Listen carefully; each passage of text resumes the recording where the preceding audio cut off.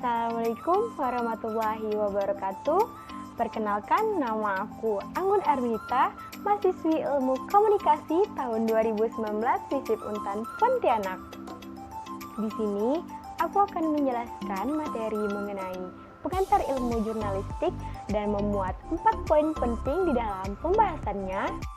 Pembahasannya yaitu yang pertama ada sejarah jurnalistik, yang kedua yaitu mengapa jurnalistik masuk ke dalam komunikasi massa, yang ketiga peran dari pers dan undang-undang mengenai pers, dan yang keempat aku bakal jelasin ke kalian 4 teori dari pers dan beserta negara penganutnya.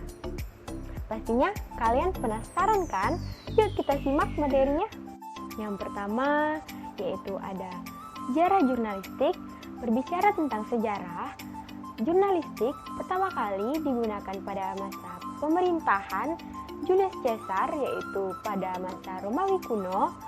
Ia memerintahkan kepada anggotanya yaitu menggunakan akta diurna.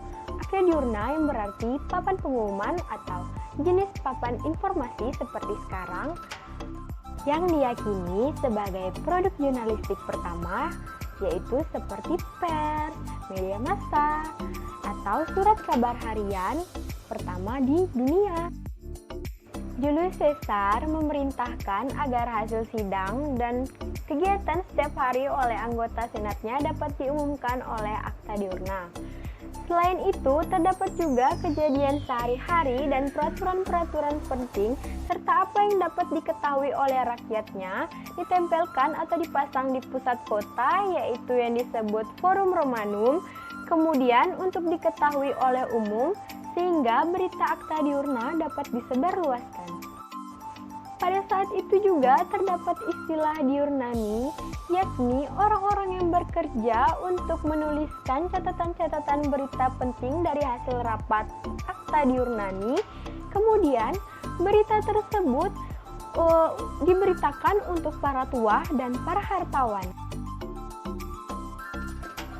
Dapat kita artikan bahwa kata jurnalis berasal dari kata diurnal yang berarti hari atau catatan harian. Kemudian dalam bahasa Prancis yang menjadi de jour, dalam bahasa Inggris jurnal yang berarti laporan atau catatan harian.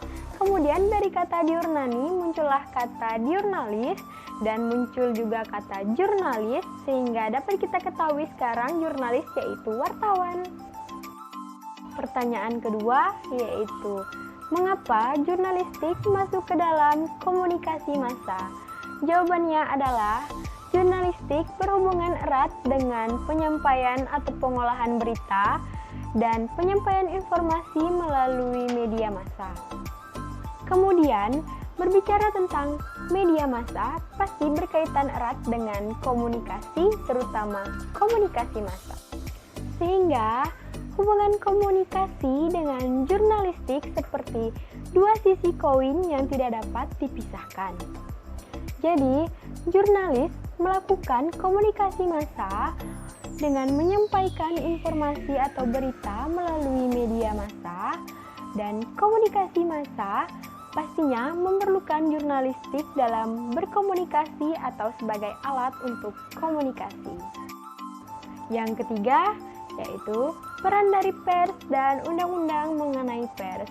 Undang-undang mengenai pers yaitu menurut Undang-Undang Pers masuk ke pasal 3 yaitu nomor 40 dan memiliki peran yang pertama yaitu untuk menginformasikan atau to inform, yang kedua untuk mendidik atau to educate, yang ketiga sebagai fungsi hiburan atau to entertain, dan yang keempat yaitu sebagai pengawasan sosial atau social control.